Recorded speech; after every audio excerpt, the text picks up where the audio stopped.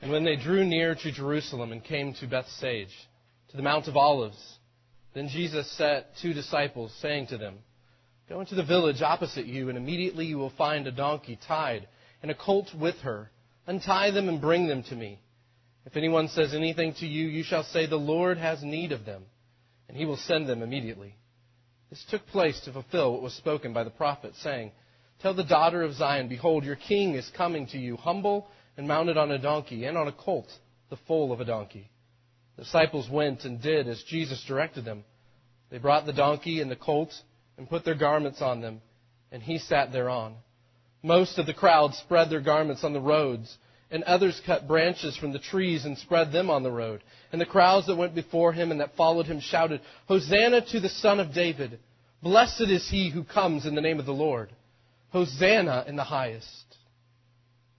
O Jerusalem, Jerusalem, killing the prophets and stoning those who are sent to you.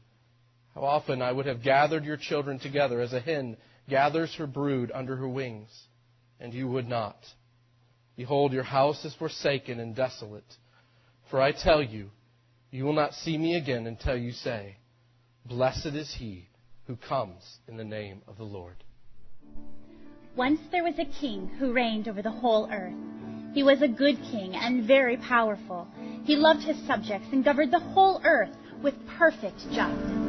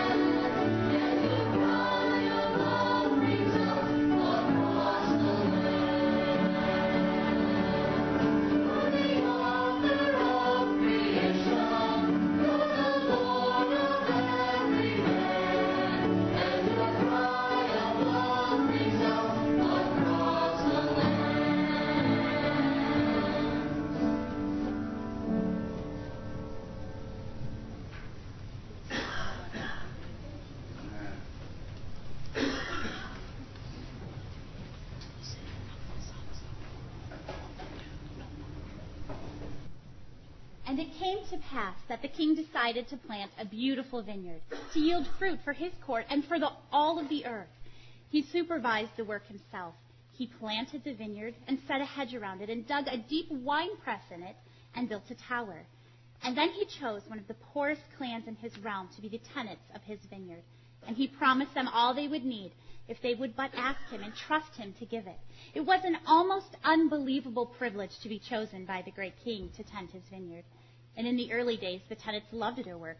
They could scarcely call it work. The king gave them all they needed. He let them eat the fruit.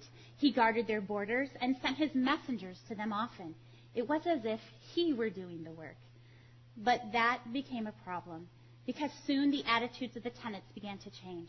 They didn't like the idea of giving the king all the credit for their produce. In fact, they didn't like the idea of being tenants at all. They began to want to be owners. Owners get the produce. Owners get the rent. Owners get all the glory. They wanted to be their own boss and not rely on the patronizing help of the king.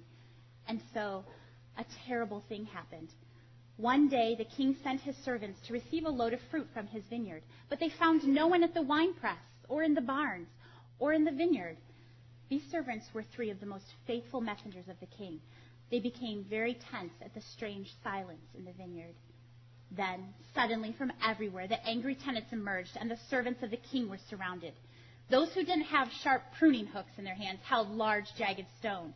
The servants of the king were armed with nothing but the king's message, and the memory of his words as they had left the palace. He had said, "Though arrogance and rage assail, conspiracy will not prevail, and death recall unerringly, that you will always reign with me." With that, they were better armed than the wicked tenants, but not against the pruning hooks.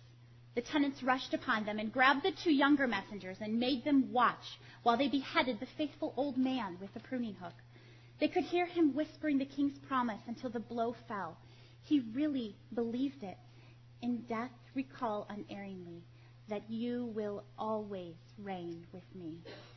Then they turned on the younger servants and beat one and stoned the other and sent them back to the king half dead with a message. "We had enough of sovereign care. We see no need with you to share. You have your kingdoms, fields, and towers. Go now, rule yours, and we'll take care of ours." When the king heard this, and of how his friend and servant had been slain, he went away and took counsel with himself in his royal chamber. All the court expected him to emerge arrayed for battle, for they knew he was a mighty warrior and deeply loved his messengers. But when he appeared, he did not gather the army. He called around him 6 of his most loyal ambassadors and asked, "Who is willing to go for me and deliver the message to the tenants of the vineyard?" The ambassadors were startled and said, "What message, my lord?" The king opened the scroll and read, "Of me it has been said of old, it magnifies my strength to hold in check my wrath, restrain my woes, and offer mercy to my foes. Turn now and bend the knee to me, and I will forgive your treachery.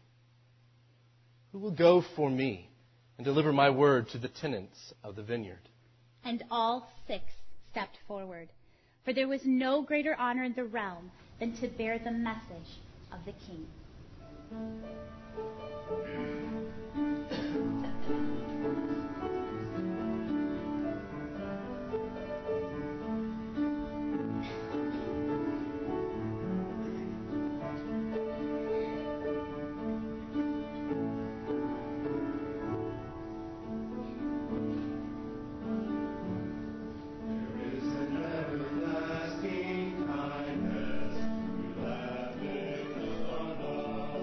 When the radiant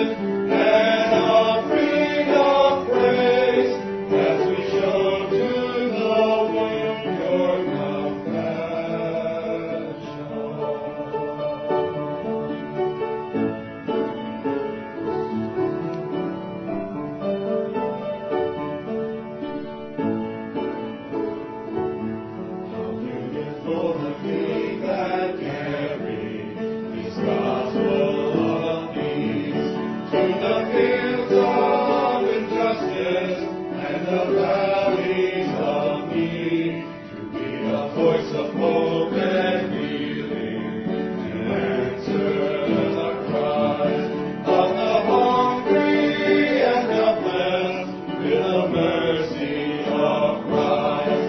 What boundless love, what fathomless grace, You have shown us, O God of compassion. Each day we live an offering of praise as we show to the world Your compassion. The king took each by the hand, looked into his eyes, and said, as if he were the only person in the world, Though arrogance and rage assail, conspiracy will not prevail. And death, recall unerringly that You will always reign with me.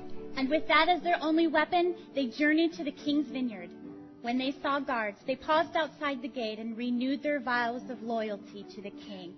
They entered a solemn covenant not to avenge one another, even if their hearts should break.